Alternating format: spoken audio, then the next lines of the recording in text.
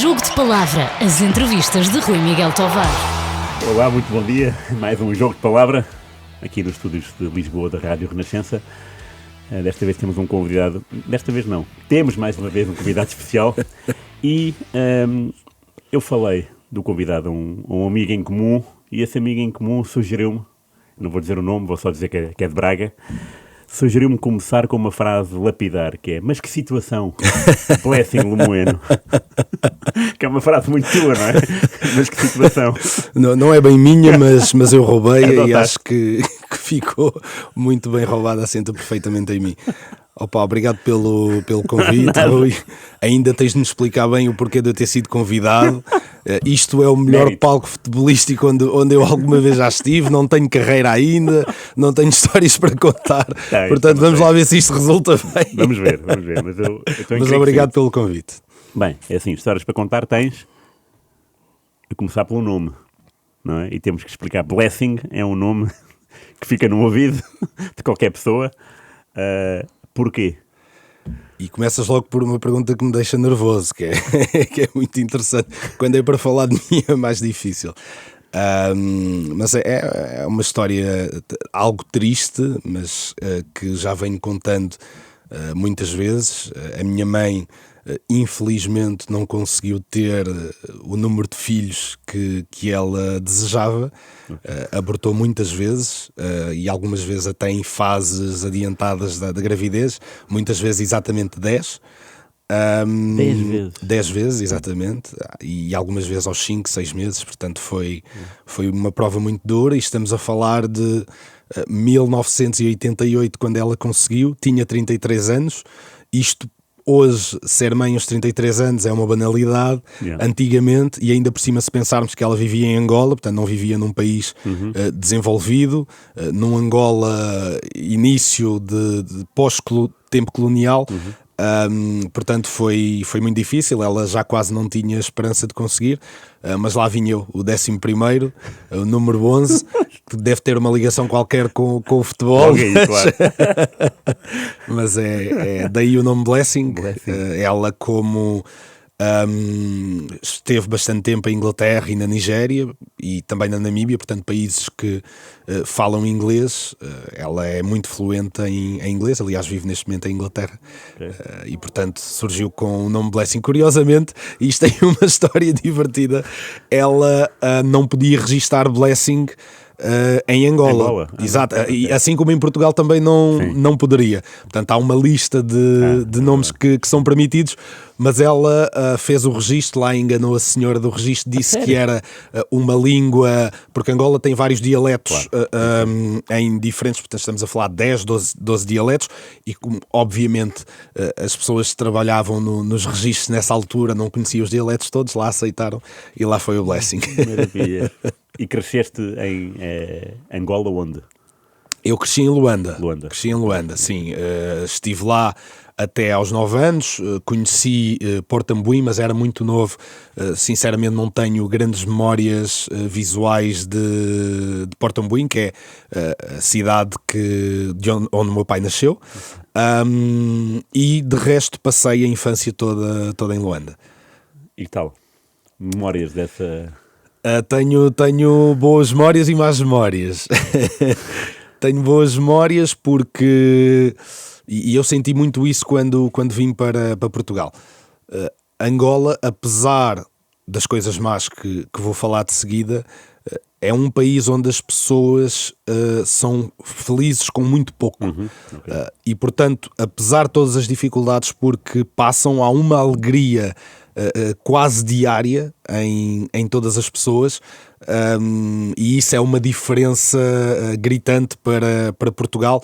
Em Portugal as pessoas são um bocadinho mais sérias, bocadinho mais sisudas até. Lisboa então, não é? E em Lisboa então nem falamos disso, sim. Claro. Eu estive em Braga e já estive em Barcelos muitas vezes, no Porto, e não tem nada a ver, há uma diferença enorme. Concordo. Há mais alegria lá em cima? Sem qualquer tipo de dúvida. É o que eu noto. Mais alegria, mais companheirismo, mais entreajuda, mais frontalidade também, o que evita evita muitos problemas. Sim, claro. Mas há essa diferença muito grande. Pá, e depois é um país cujas lembranças que eu tenho de infância, apesar de toda a alegria que eu vivi, porque eu fui muito feliz enquanto criança em Angola, mesmo com todas as dificuldades porque possa ter passado, a verdade é que era uma criança alegre, convivia com muitas outras crianças à volta, os meus primos, os meus irmãos da parte de pai. E tenho muitas lembranças alegres, mas cada vez que penso que algo que não me sai da cabeça é ver crianças da idade da minha filha e até mais novas, a minha filha tem aos 7 anos e até mais nova, à porta da minha casa a irem buscar comida ao lixo, às lixeiras, porque em Portugal isto já não existe, mas em Angola... Uma lixeira a céu aberto, não é? É uma lixeira, muitas lixeiras a céu aberto, porque as pessoas deitam todos os tipos de detritos, o saneamento não é o adequado, e portanto ter esta imagem gravada, de facto demonstra aquilo que de mau, ou tudo que um país não deveria ser. Claro. E vieste tu e a tua mãe para Portugal, e para onde? Lisboa ou... Inicialmente não vim eu e a minha mãe, vim só eu. Ok. E vim ficar com as minhas outras mães, 2 tias, irmãs da minha mãe, porque a minha mãe separou-se relativamente cedo do meu pai e foi viver com as minhas tias. Portanto, eu cresci sempre numa casa de mulheres, sem homens, literalmente, portanto, só mulheres. E algumas delas vieram para Portugal, em primeiro lugar, primeiro para a França, depois para Portugal, e portanto nessa altura eu venho para Portugal inicialmente para viver em Vila Nova de Santo André, ali próximo de Sines, Santiago mais próximo de Santiago do Cacém, aliás, e estive lá durante um ano. E depois vim para Lisboa, para o Cacém, e aí a minha mãe, quando vimos para o Cacém, já vem também para Portugal no ano seguinte. Não aguentou um ano longe do filho. Naturalmente. E houve dificuldades? Tuas e da tua mãe para se adaptarem a este registro? Eu não sei se na altura, em 88, assim, Angola... É Portugal, não é? Mas é fácil adquirir a nacionalidade? É automático ou é preciso adquirir a nacionalidade? Eu gosto dessa pergunta porque há um par de meses, quando a minha mãe esteve cá a passar uns dias, encontramos no meio de muitas coisas um passaporte que ela tinha que era português, portanto isso é do tempo colonial, porque Angola era Portugal. No entanto, quando houve o processo de separação, houve países que conseguiram uma ligação diplomática mais forte que permitia desburocratizar os processos de legalização das pessoas que vinham desses países de língua portuguesa, e houve outros que não. Angola foi um desses que não. Sim, foi muito difícil. Passamos muitos anos sem ter o processo de legalização e de legalização, sim, falo da autorização de residência, que era um instrumento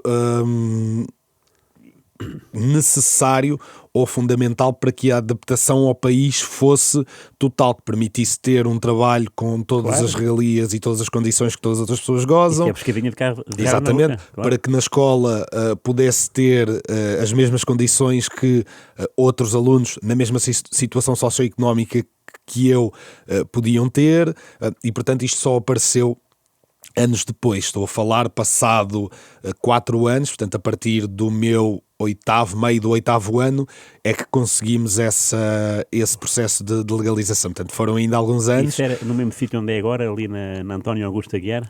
Era exatamente aí. Era o CEF na altura? Era o CEF na altura. Entretanto, abriram outras sucursais, por assim dizer, do CEF. Mas o primeiro processo que eu fui tratar foi na António Augusto Aguiar.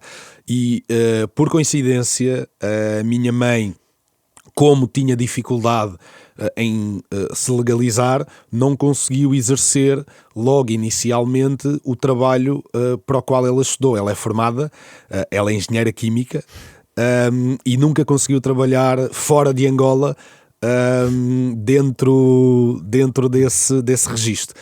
Felizmente encontrou uma pessoa que a ajudou muito e foi trabalhar para a casa dela como cuidadora das crianças, da casa, que é o Artur Albarrán, que infelizmente infelizmente já não está cá.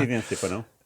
Eles estavam à procura de uma pessoa para trabalhar.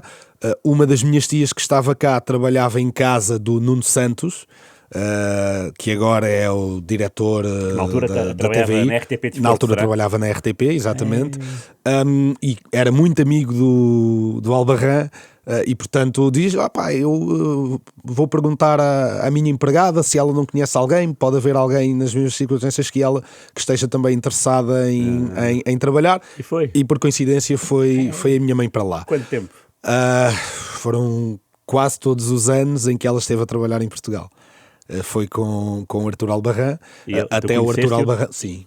Porreiro? Sim. Ou não? Eu conheço da RTP, mas é uma imagem, eu era pequeno, não é? Espetacular. Aliás, eu nasci em 77 e tu? 88. Bolas, pois, ok. Tenho mais 11 anos que tu e tu lembras-te mais dele do que eu.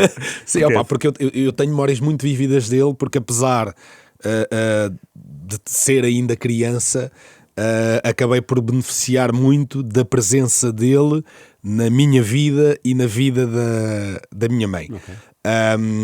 E, portanto, o nosso processo de legalização agiliza-se porque ele mete uma advogada, a advogada dele. Mesmo assim foram 4 anos. Mas nós demos início ao processo, portanto aquilo não andava. Nós sabemos, quer dizer, se calhar muitas pessoas não sabem, mas as filas, a forma como éramos atendidos, como éramos destratados, e muitas vezes depois de 5, 6 horas na fila, em 2, 3 minutos éramos despachados e mandados para casa para voltar no outro dia, com uma marcação passado 3 ou 4 meses para fazer outra vez o mesmo processo e não resolver absolutamente nada. Portanto, estamos a falar de coisas muito violentas. Nós muitas das vezes vinhamos para aqui às 3 da manhã, literalmente às 3 da manhã, para ver se conseguíamos um lugar.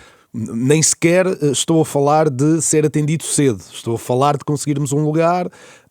Passávamos ali a noite com alguns cobertores e pronto, depois lá éramos atendidos e quando a coisa corria bem saíamos com alguma satisfação. Na maior parte das vezes não corria bem. E ele ajudou nisso, porquê?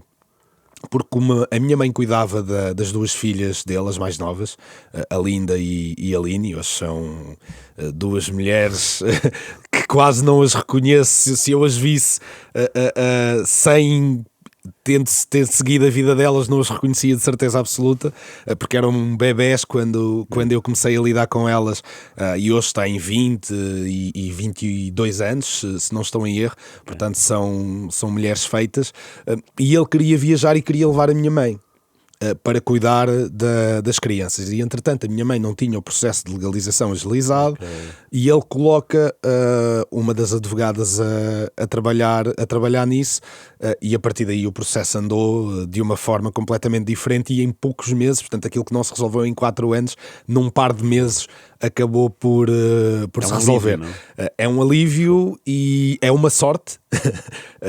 Acredito que nem toda a gente tenha tido a sorte de a pessoa ou determinada pessoa ter determinada necessidade e, portanto, ajudar nesse processo, e depois ajudou a minha mãe e a minha numa data de outros processos, mas não falo só disso, era uma pessoa super normal, super alegre, bem disposta, carinhosa, com um sentido de humor absolutamente fora de comum, e que protegia muito os seus, protegeu-me muito também.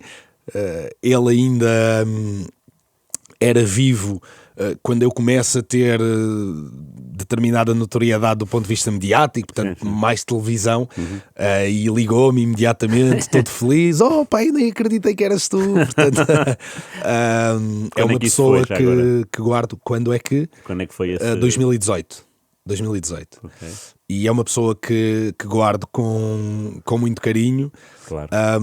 Tenho pena de, nestes últimos anos em que ele não esteve muito bem, como foi estando em Portugal há algum tempo e passava algum tempo também fora de Portugal, na África do Sul, creio, eu não ter tido a possibilidade de estar mais vezes com ele.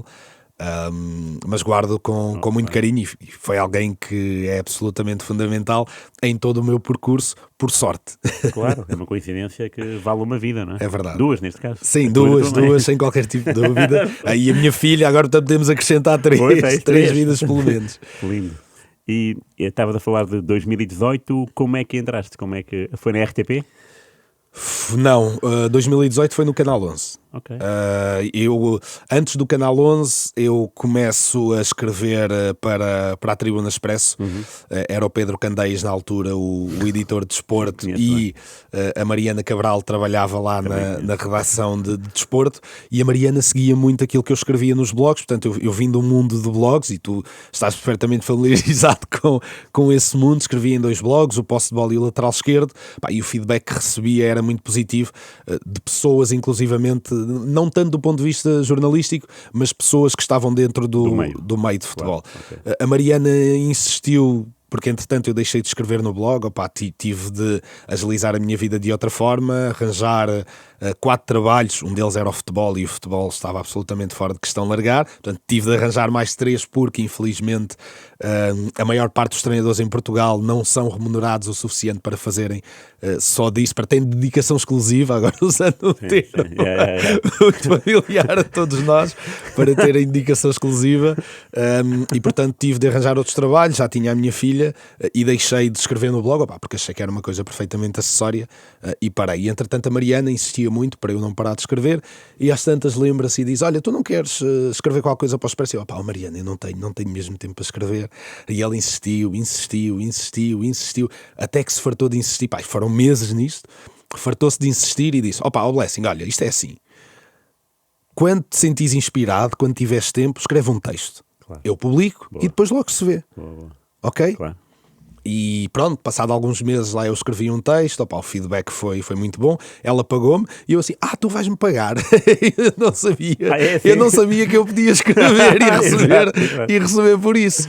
E pronto, e a partir daí começou uma relação com o Expresso, que até hoje se mantém. Sim. Felizmente saiu o guia do... Hoje vai sair outra, amanhã vai sair outra, portanto dividimos por fases, e já há 2 ou 3, na sexta-feira, na edição física e também online do semanário, saiu a parte do grupo de Portugal, dos adversários, que se mantém, e que isso sim, eu sei que o blog teve um impacto brutal para que as pessoas conhecessem um bocadinho do meu pensamento futebolístico, mas escrever para o Expresso tem uma dimensão que eu nunca pensei que tivesse. Daí vem Carlos Daniel, que já seguia um bocadinho os blogs, e o Rui Malheiro seguia muito, e o Rui Malheiro é uma pessoa com quem eu comecei a interagir por causa dos blogs, que era já muito amigo do Zé Pedro Teixeira. Eu até hoje não percebi bem como é que começou a relação deles, e eles marcaram um jantar, e aí apresentam-me ao Carlos Daniel. Portanto, ele já lia o que eu escrevia nos blogs e no Expresso, conheceu-me ali fisicamente, portanto pessoalmente, e foi uma pessoa com quem liguei imediatamente, não tanto do ponto de vista da personalidade numa primeira fase, mas sobretudo pela forma como olhávamos para o jogo, não sendo exatamente igual, tem muitas semelhanças. E ele, coincidentemente, passado uns meses, é convidado pelo Tiago Craveiro para, juntamente com o Nuno Santos, olha as coincidências, o Nuno Santos, que tinha sido a pessoa que recomendou a minha mãe para trabalhar com o Artur Albarrán, mais tarde é convidado também, juntamente com o Carlos Daniel e com o Pedro Sousa, a formarem o Canal 11. Pelo Tiago Craveiro e pelo Luís Sobral, e são convidados a formar o Canal 11, e a partir daí começam a juntar uma equipa, e o Carlos Daniel achou que eu tinha algum jeito para comunicar, naquela altura por escrito, E portanto ali seria o teste de ferro, porque o Canal 11 é um canal muito diferente no panorama em Portugal, não só por ter as condições todas viradas para o futebol, mas sobretudo pela forma como quer discutir o jogo, pelo ângulo que quer mostrar, e isso acabou por beneficiar. Muitas das coisas eu já fazia, não falava, escrevia, mas fazia, e portanto a adaptação foi, não digo que foi fácil, mas acabou por correr muito bem. Deixa-me só contar uma última história sobre isto, porque as primeiras 2 semanas no Canal 11, o primeiro mês, foi terrível. Eu estava muito constrangido pelas câmaras, muito constrangido, e tu conheces-me, portanto, eu sou uma pessoa muito barulhenta, que fala muito alto, que tem muita energia, bem disposta, e eu era assim na redação, portanto fora das câmaras. Quando chegava à altura dos programas, encolhia-me, ficava ali muito constrangido, com muito receio. E o Nuno Santos, percebendo isso, chama-me ao gabinete dele. Na altura já o Carlos Daniel não estava, e foi o Carlos Daniel que fez a maior das forças para eu integrar o canal. Chama-me para o gabinete dele e diz-me: Blessing, está tudo bem? E eu: sim, está tudo. Como é que tu estás? É a primeira vez que eu entro no gabinete dele, e eu assim: vou levar a bronca, passa-se aqui alguma coisa. E ele: está tudo bem. E contigo está tudo bem? E ele: está, mas olha, eu ouvi-te a chegar, por isso é que eu te chamei, e é muito fácil perceber quando tu chegaste. Fazes uma piada aqui, riste ali, cumprimentas toda a gente, é muito fácil notar a tua presença quando tu chegas, mas depois o teu registro na televisão é completamente diferente. E se tu não fores tu, das duas uma, ou isto vai correr muito mal, tu não te vais conseguir libertar, vai ser um sofrimento para ti, tu vais-te querer ir embora, ou então nós não vamos querer que tu estejas cá, porque não estás confortável no registro em que te estamos a colocar. E eu disse-lhe: eu tenho algum receio de fazer disparates, fazer porcaria. Depois isto é a televisão, ainda por cima os programas todos são em direto, não dá para apagar, e depois as pessoas vão gozar comigo.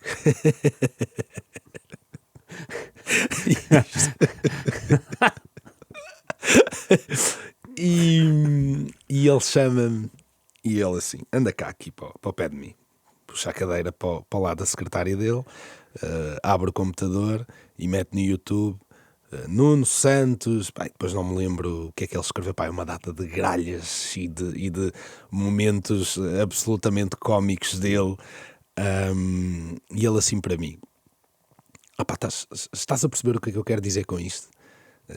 Eu sou diretor do canal, já passei por isto hoje ainda me pode acontecer, acontece algumas vezes, é perfeitamente normal. E tu tens de conviver confortavelmente com isso. Quando alguma coisa correr mal, assumes, fazes uma piada se for preciso e segues. Agora, o que eu preciso é que tu sejas tu quando estás ali dentro do estúdio. Isso descansou-me, e a partir daí foi sempre a andar. Tu, quando dizes que escreves em blogs, porquê essa adoração? Pela escrita e pelo futebol? Nasce... Como e porquê? É uma pergunta curiosa, mas a resposta para mim é muito fácil.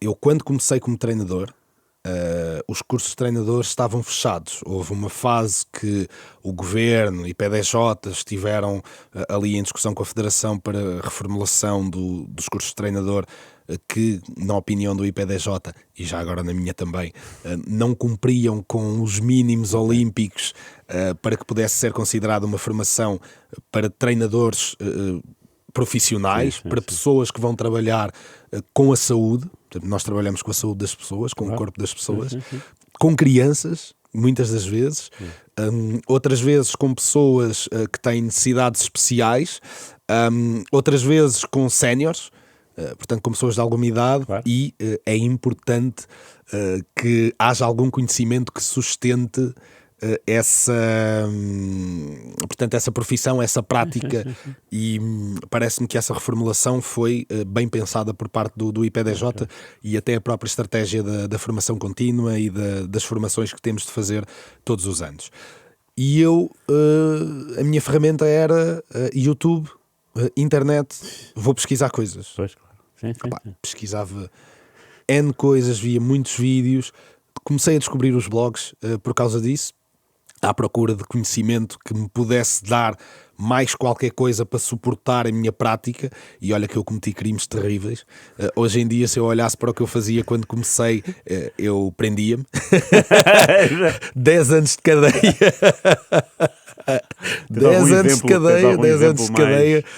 Opa, Flagrante. o que eu posso dizer é que eu, quando comecei, tinha a convicção de que sabia quase tudo que era necessário para ser treinador. E hoje eu tenho a convicção que eu estou muito longe de saber o suficiente para conseguir ter sucesso enquanto treinador.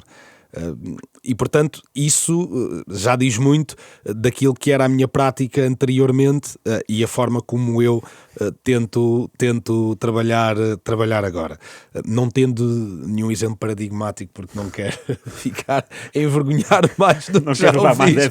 Não quero envergonhar mais do que já o fiz. Não, tranquilo. Acho que essa diferença é importante. E portanto, continuando, e à procura de conhecimento, descobri blogs em Portugal, no Brasil, espanhóis, argentinos, ingleses, e achei o conceito muito giro. E percebi que em Portugal havia poucos blogs com a perspectiva de jogo que eu achava que tinha. Na verdade, na altura não tinha perspectiva de jogo nenhuma, era só um brincalhão, não tinha grandes convicções. E portanto comecei a escrever a partir daí. Mas que havia os jogos na televisão e depois esmiuçava-os? Sim, okay. Via os jogos na televisão, conferências de imprensa, transferências, e portanto já fazia muito do que faço agora, só com muito menos qualidade. Eu hei de mostrar um texto antigo, tu vais-te rir, mas vais-te rir a valer. A sério, vais-te rir a valer.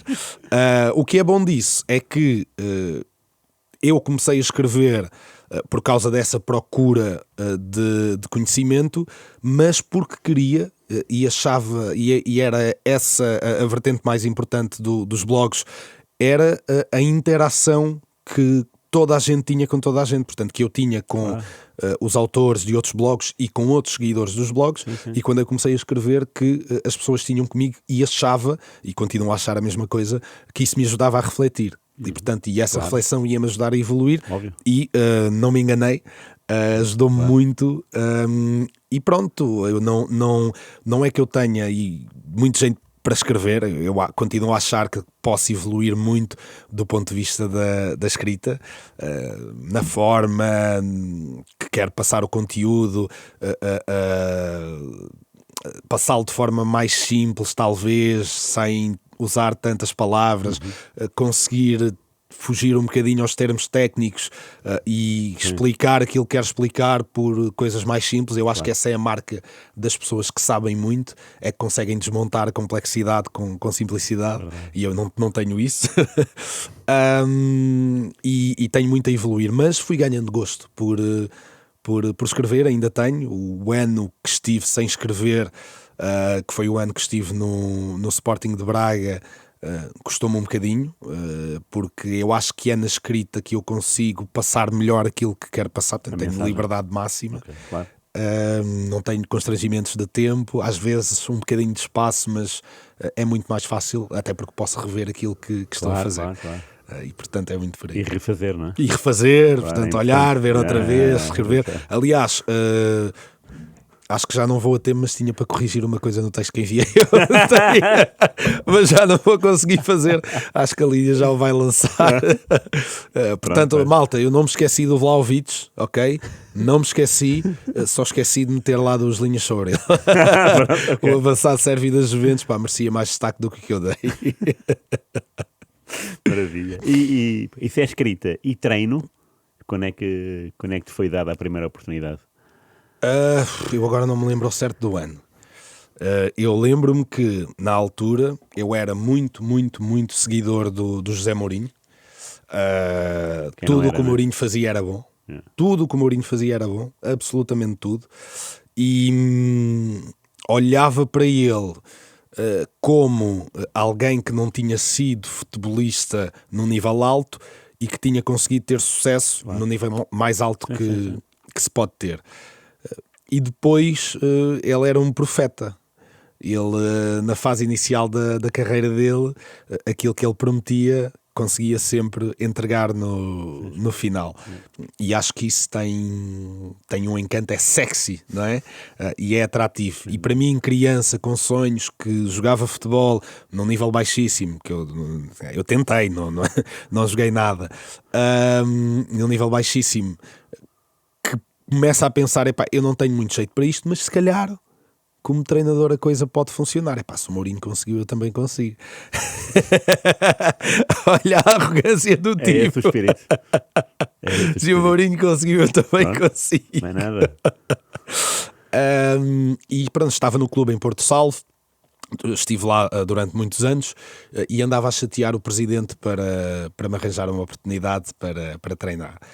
Há uns colegas de equipa que treinavam, equipa de sub-17 também, colegas de equipa, jogávamos juntos, foram para Erasmus e, portanto, abriu-se ali uma vaga para os treinadores do sub-17 e a partir daí foi sempre a crescer. Tomaste o gosto mesmo, portanto, gostas?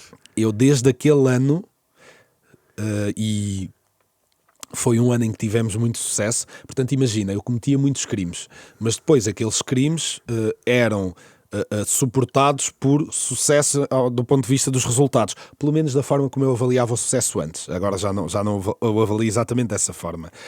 Ou seja, isto reforça ainda mais todas as convicções erradas que eu tinha, e faz com que eu sinta, sim senhor, afinal eu vou ser mesmo o Mourinho. Então imagina o turbilhão que passou nesta cabeça. Mas isso foi decisivo para eu perceber que era aquilo e que era esse o caminho que eu queria seguir.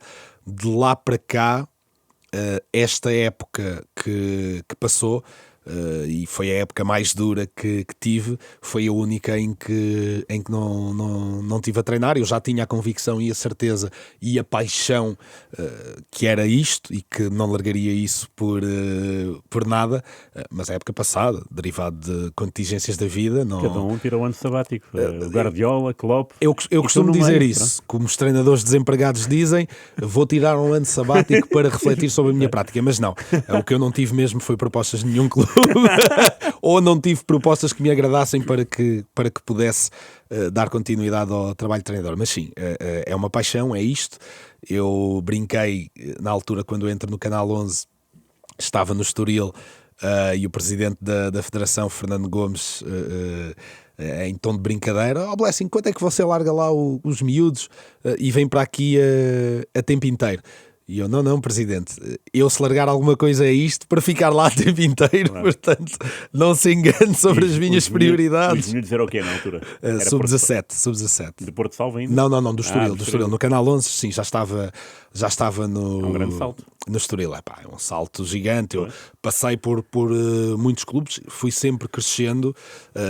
Inicialmente fazia planos para isto, ou seja, depois de não sei quanto tempo eu quero estar em determinado nível. Depois deixei de fazer isso, e quando deixei de fazer isso, curiosamente, foi quando as coisas realmente começaram a subir de forma que eu na altura já não estava à espera. Eu saio do Alverca para o Estoril, portanto quando estou no Estoril é que entro no Canal 11. E lá conheces uma figura inimitável do nosso Jet Set, que é o Hugo Leal, não é? Ui, Jet Set? Eu não o conheço do Jet Set. Eu vou-te ser sincero.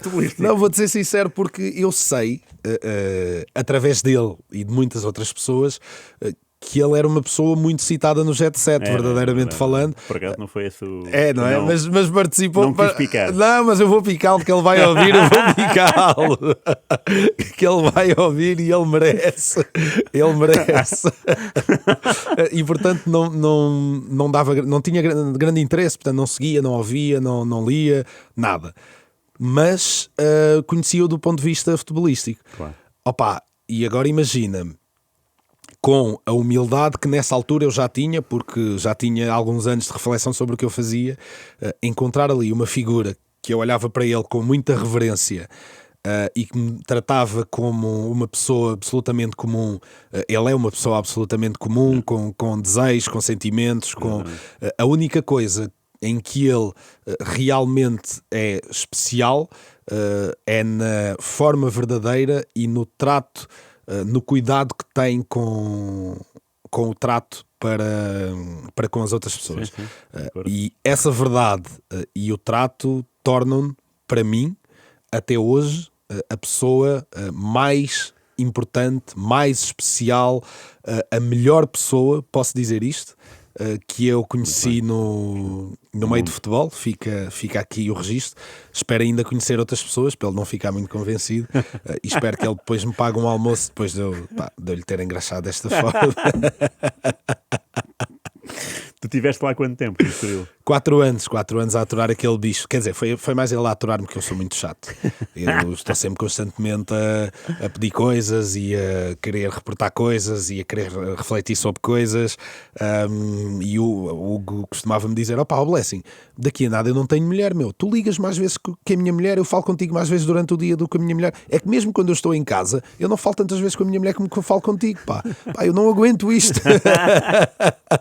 Grande pressão. Foram 4 anos e cresci muito, evolui muito. O Hugo é uma pessoa muito presente, mas muito ausente, sabe dar espaço e sabe quando e como cobrar. Tem uma forma muito própria de viver o futebol, tem uma ideia muito própria sobre o que o futebol deve ser, com a qual eu me identifico a 1000%. Foi o casamento perfeito. Ele casou com a mulher dele, mas comigo também. Não é para ela ter ciúmes, ela vai ter sempre um bocadinho. Mas foi um desafio especial. Permitiu-me trabalhar num nível muito alto. Eu comecei no sub-16 e aquela geração de sub-16 tinha uma qualidade inexplicável. Sub para sub-17, dando continuidade com a mesma geração. Sub-19, o primeiro ano é o ano do Covid, em que a competição para e só no final é que é feita uma competição para os miúdos voltarem a praticar. E no ano seguinte novamente em sub-19, portanto Primeira Nacional de sub-17 e Primeira Nacional de sub-19. Foram desafios que catapultaram tudo aquilo que eu sabia para um nível completamente diferente, e todos os anos eu vou acrescentando coisas à bateria de coisas, de conceitos que eu tenho consolidados. Mas aqueles 2 anos foram particularmente importantes para acrescentar muita coisa, porque defrontei, felizmente, os melhores jogadores nacionais daquelas idades. Quem é que havia? E alguns deles, estou a falar de António Silva, estou a falar de João Neves, estou a falar de Nuno Mendes. Portanto, já os conhecias antes quase todos nós. Sim. E já portanto, eram referenciados? Já eram referenciados. Estou a falar de Arias Sugo, estou a falar de Mateus Fernandes, estou a falar há tantos miúdos com muita qualidade. O Roger Fernandes do Sporting de Braga, também do Sporting de Braga, agora esqueço-me do nome dos miúdos e é uma chatice e eles vão me dar na cabeça, mas pronto, e do Futebol Clube do Porto, outros tantos. Portanto, foi um ano. Este Martim Fernandes que apareceu agora este ano, rebentou completamente, destruiu completamente no Estoril e no Sporting de Braga, destruiu-nos completamente. Portanto, são jogadores por quem eu fui passando, que eu fui vendo crescer, e que alguns deles não tive dúvidas absolutamente nenhuma. Só o André Gomes, a lesão travou um bocadinho, mas ele vai aparecer aí, o guarda-redes do Benfica vai aparecer aí, não tenho qualquer tipo de dúvida. Portanto, há muitos miúdos que naquela altura já tinham capacidade extra e hoje, Claro. nem vale a pena falar nisso, porque alguns deles conseguiram cimentar muito bem as posições nas equipas principais, e ainda bem. Ainda bem. E tu saltaste para o Estoril e depois o salto para o Braga, com aquela cidade desportiva, deve ter sido um salto ainda maior, não é? De ambição, digo. De ambição e não só. É verdade que eu estava no Estoril num nível competitivo alto, tendo em conta a competição que estava a jogar, mas no Braga fui entrar, e posso afirmá-lo sem qualquer tipo de sobrançaria, na segunda equipa com melhores condições para a formação em Portugal. Ok. Portanto, Depois de... Benfica. o Sporting não... O Sporting e o Porto, do ponto de vista das condições que têm para os jogadores, não são da mesma turma do Braga. Okay. E posso afirmar isto com... e eu sei que possivelmente alguém vai me bater. Acontece, não, é a minha opinião também. Que essa pessoa que te vai bater não tem. Não, essa pessoa se calhar sabe, mas se calhar não tem interesse em que eu o diga. Okay. Mas o Braga é de facto extraordinário.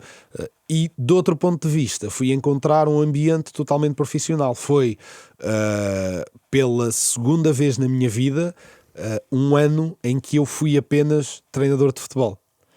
Portanto, ao fim de 10 anos, eu ter conseguido apenas pela segunda vez ser treinador de futebol e pela primeira vez com um contrato profissional. Claro. Das outras vezes foi sempre aquela coisa dos recibos, mas sem qualquer tipo de contrato, da outra vez, aliás, e tinha que conjugar com várias equipas para o conseguir fazer. Foi a primeira vez, foi a realização de um sonho, como deves imaginar. Claro. Foi... Não tenho dificuldade em afirmá-lo, o momento mais feliz da minha vida.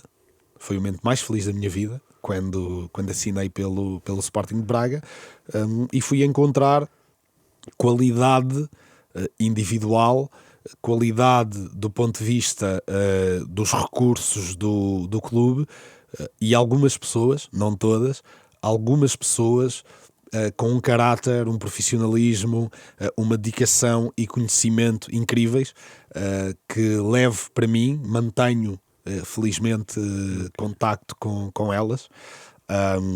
Posso falar do Bruno, que fez parte da minha equipa técnica e que é hoje treinador principal do Sub-16 do Sporting de Braga. Posso falar do meu team manager, o Rui Pedro, trabalhou muitos anos na equipa A, passou pelos malucos todos, desde Jesualdo, Jesus, Jorge Simão, Sérgio Conceição, Sá Pinto, Paulo Fonseca, Manuel Machado. Portanto, agarrou ali uma data de treinadores e entretanto achou que deveria seguir outro rumo para a vida dele e quis baixar um bocadinho a intensidade com que trabalhava, e foi para a formação. É uma pessoa com um conhecimento absolutamente extraordinário e com... não vou tocar no profissionalismo e na competência porque isso são exigências do Sporting de Braga, mas com uma personalidade especial, e que guardo com muito carinho. E depois jogadores de um nível, pela primeira vez na vida, não digo pela primeira vez porque no Estoril, enquanto lá estive, alguns jogadores foram sendo convocados para a Seleção Nacional, mas uma coisa é ser convocado para a Seleção Nacional, outra coisa é ser um jogador aposta das seleções nacionais. E fui encontrar isso no Sporting de Braga. Portanto, deves imaginar o nível que aqueles jogadores tinham. Eu muitas vezes nos treinos ficava absolutamente embasbacado por tudo aquilo que aquelas crianças conseguiam executar. Alguns deles vão aparecer aí em breve. Não vou falar em nomes, porque acho que pode atirar alguma pressão para eles. E pode condicionar de alguma forma o percurso deles dentro do clube, mas há em Braga muita qualidade, e o melhor que se pode dizer do Braga é que quem está no Braga, se se for aposta do clube, se sentir acarinhado, como quase todos os jogadores são, já não sai do Braga. O Braga já não perde jogadores nem para o Benfica, nem para o Sporting, nem para o Porto, e isso reforça um bocadinho aquilo que dizia do estatuto do Braga hoje em dia na formação. Percebo. Só para mostrar como é que é o mundo de um clube grande, como é o Braga, tu como treinador das camadas jovens, era cíclico, era regular reuniões com outros treinadores das camadas jovens, mais o treinador principal e o diretor desportivo, ou não há essa rotina, digamos? Como é que era? Nós queríamos muito treinadores da formação. Portanto, os treinadores que estão em baixo, isso acontece sempre. Os treinadores que estão mais abaixo querem perceber como é que se trabalha lá em cima. E quem é que era o treinador lá de cima? Era o Artur Jorge. Okay. Era o Artur Jorge. Não só por algum dia ou em algum momento ambicionarmos chegar àquela posição, mas porque também queremos colocar em xeque aquilo que nós fazemos e comparar com aquilo que se faz lá. O segundo ponto é tentarmos fazer o melhor possível para que os jogadores correspondam àquilo que os treinadores que estão na equipa principal esperam deles. E para isso é preciso existir esse encontro. Tivemos 2 reuniões durante uma época, eu acho manifestamente curto. Havia muita vontade que isso acontecesse. Agora, o Braga tem uma vantagem na forma como orientou os seus espaços. O que é que eu quero dizer com isto? O gabinete onde eu trabalhava era o mesmo gabinete da equipa de sub-23. O gabinete da equipa ao lado era o da equipa B. O gabinete da equipa do outro lado era da equipa de sub-17 e sub-16. Gabinete é espaço aberto ou espaço fechado? São escritórios, mas com vidros nós conseguíamos ver a malta do outro lado. Isso é ótimo. E as portas estavam sempre abertas. Ou seja, eu saía do meu gabinete, entrava no gabinete do Custódio, saía do meu gabinete, entrava no gabinete do Pires e do Tiago Veiga na altura. O Pires é agora o treinador do Sub-19, foi campeão nacional. Parabéns já agora ao Mr. Pires. E o Tiago Veiga foi campeão em Sub-16 e é hoje o treinador do Sub-17. Parabéns também ao Tiago Veiga, dei na época passada, mas ficam aqui endereçados. São pessoas espetaculares, com muita competência, com quem eu tenho uma relação muito, muito boa. Vou seguindo o percurso, mas portanto foi sempre uma relação de portas abertas. O treinador do Sub-23, o Rui Duarte, estava à minha frente. Eu disse, Rui, olha, o que é que achas de fazermos isto assim, assado, cozido? E ele às vezes, Blessing, olha, estamos a pensar fazer assim, o que é que tu achas? Olha, como é que está o jogador X, o jogador Y? Olha, o que é que tu achas do jogador X, do jogador Y, do jogador Z? Portanto, há essa facilidade no Braga, pela forma como a cidade desportiva foi construída, tem uma lógica, e essa lógica não funcionando exatamente de um ponto de vista burocrático, nós rompíamos essa barreira e tínhamos autonomia para chegarmos ao pé uns dos outros, falar, discutir, reunirmos, sentarmos. A equipa A estava no estádio. Portanto, o quartel-general da equipa A era o estádio. Portanto, também... Perto, não é? É perto, mas a proximidade não tem nada a ver. Claro. E depois também há aqui outra coisa a avaliar, e eu percebo perfeitamente isso. Isso tem que ver com a forma como cada um dos treinadores agiliza o seu tempo, e o Artur Jorge é um treinador muito competente, mas priorizava outras coisas. E eu percebo, portanto, ele estava virado para o rendimento da equipa, ele tem que ter resultados, ele tem a cabeça constantemente a prémio. E desse ponto de vista eu entendo. Agora, também sei que há outros treinadores que têm um funcionamento diferente e que com eles a dinâmica poderia ter sido diferente. Isto não significa mais competência no trabalho como treinador ou menos competência no trabalho como treinador. Dar-te-ia isso sim mais gosto, não é? Haver mais reuniões, isso devia ser Sim.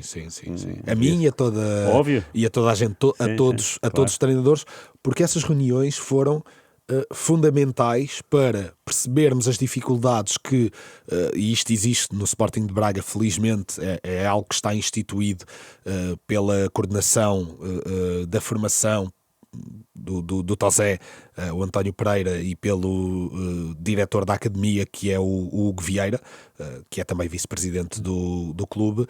Há constantemente jogadores, inclusivamente da equipa de sub-17, a treinarem com a equipa principal. E esses jogadores encontram um registro completamente diferente daquele que têm nas suas equipas e demonstram capacidade, maior ou menor capacidade, para se adaptarem ou não a esses registros. E essas dificuldades foram-nos passadas ali, naquelas reuniões. Porque de resto era muito difícil obter feedback e, portanto, perceber exatamente, qual era o caminho, o que é que este miúdo precisa mais, quais são as dificuldades que ele está a ter. E quando digo aqueles serviam de exemplo para todos os outros, sabendo nós, é mais por aqui, menos por ali. Portanto, eu acho que o passo final dessas reuniões. Não é que os jogadores tenham de estar mais ou menos adaptados ao modelo e ao sistema do treinador, mas que estejam mais preparados do ponto de vista técnico-tático para responder às exigências quando chegam à equipa A, e que não sintam tantas diferenças, que algumas já vão sentir normalmente, de ritmo, de intensidade, por causa da diferença de escalões. Claro. E não só. E não só, sim, de qualidade também. É como tu estás no estúdio, não é? Exatamente. No Canal 11. Tal e qual. Vais te sentir constrangido. É a mesma coisa. É exatamente isso. Claro, é óbvio. E muitas das vezes esse constrangimento é mental, como era o meu, mas sobre isso também se trabalha. Agora é preciso termos feedback e sabermos exatamente o que se passa. Vamos fechar com o europeu. Nasceste num belo ano da Holanda, 88. É verdade. Parabéns. Van Basten. Não te lembras desse europeu? Qual é o primeiro de que te lembras? 96. Okay. Porquê? Porque estava lá Portugal ou porque era Inglaterra, estádios, fascínio? Não, porque tinha... eu comecei a ver futebol relativamente cedo. Angola, felizmente, é um país que tem uma tradição muito porreira no que ao futebol diz respeito.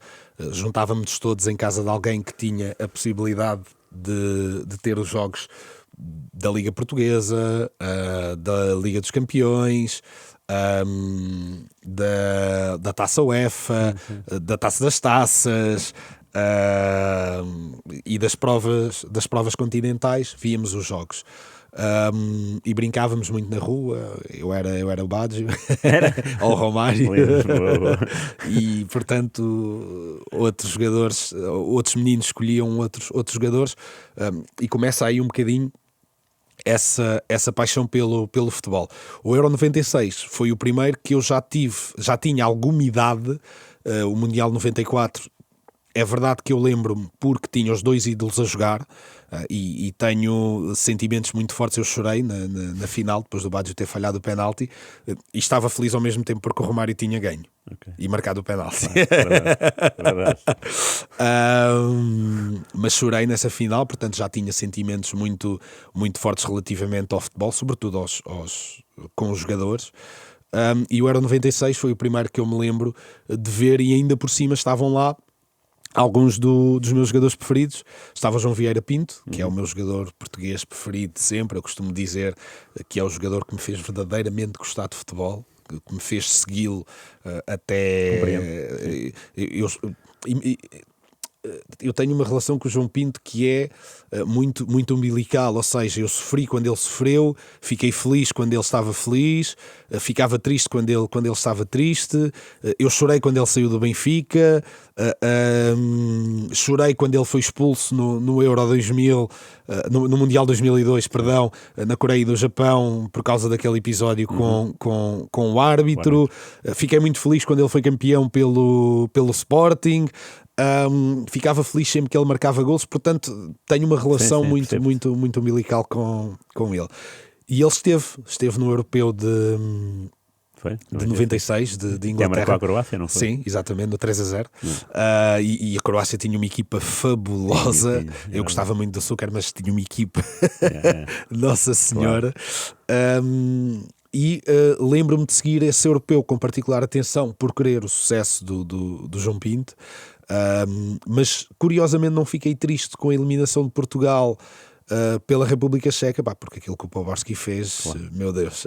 E eu não conhecia o Poborski e fiquei a adorar o Poborski. Portanto, a partir daí ficou a porta aberta para gostar muito dele. Foi o primeiro europeu que eu segui com mais atenção. E aquele que mais gostaste até agora? 2000. Continuo a achar que foi o europeu... mais um gol de João Pinto, e num momento decisivo. Claro. Foi o 2-2, se não me engano, o 3-2 depois é do Nuno Gomes, o cruzamento do Rui Costa, mas foi o europeu em que eu mais, ou a prova no geral, em que eu mais gostei de ver a seleção portuguesa jogar. Para lá da qualidade individual, acho que todos eles combinavam muito bem. Sim, verdade. E para este europeu, em matéria de qualidade individual, combinar bem, isso existe? Existe. A teu ver? Eu já o disse, fiz uma aposta em vários grupos. Se eu perder a aposta, vou culpar o selecionador e os jogadores. Eu apostei que Portugal chega, no mínimo, à final. Sério? Sim. Independentemente, imagina que apanhamos a França nos oitavos de final. Não estou preocupado. A sério. Eu acho que as provas de seleções... e há sempre uma outra equipa que consegue, do ponto de vista coletivo, superar dificuldades individuais que possa ter. Isso existe sempre. Mas, maioritariamente, as equipas que ganharam as provas de seleções são equipas que têm qualidade individual superlativa. Claro. Há exceções, obviamente, mas na sua maioria são equipas que são, do ponto de vista individual, muito melhores do que quase todas as outras. Hoje em dia Portugal tem isso. Eu não acho que tenha havido algum período no futebol, e é verdade que eu não tenho a memória assim muito aguçada, em que, excetuando obviamente a seleção de Eusébio, a seleção de Eusébio podia-se comparar, ou até era melhor do que as outras, podia-se comparar a esta, mas tem que ver também com o nível das outras, e não acho que, excetuando nesse período, tenha havido uma superioridade tão grande de Portugal sobre tantas outras seleções, e algumas delas históricas. Portugal individualmente é melhor que a Alemanha, individualmente é melhor que a Espanha, individualmente é melhor que os Países Baixos, a Itália, individualmente é melhor que a Itália. Em termos de comparação, só França e Inglaterra individualmente, e isso acaba por me dar algum descanso, e é por isso que eu acho que a seleção portuguesa vai chegar muito longe, independentemente da qualidade de jogo, independentemente dos jogadores que o selecionador coloque no 11, tenho mesmo muita esperança que isso aconteça. Acho muito bem. Olha, força então. Eu não vou prestar nada contigo, mas com paixão, mas, com paixão. Com paixão. Olha, obrigado pela tua presença. Foi um gosto saber tanta coisa, tantas raízes tuas. Fica marcada uma próxima tertúlia, um dia destes, sobre outros desafios que vais ter daqui em diante, espero eu, e boa sorte para este europeu, para a escrita e para o treino. Muito obrigado mais uma vez pelo convite. Não, como sabes, sou ouvinte do teu programa, daí ter ficado estupefacto com o convite. Isto é um podcast de pesos pesados, verdadeiramente. Lendas do futebol português, algumas mais velhas, outras mais jovens, e também algumas personalidades de um registro diferente, e é para mim motivo de orgulho sentar-me aqui contigo. Obrigado, nós. E espero que no futuro haja mais possibilidades de fazer. Sim, assim espero. Muito obrigado, foi mais um jogo de palavra aqui com o Blessing Lemoeno. Estamos disponíveis no site rr.pt, no YouTube, no Spotify e em outras plataformas que eu não me lembro, mas estamos sempre presentes. Para a semana há mais espetáculo. Muito obrigado pela vossa presença e desfrutem. Já estamos.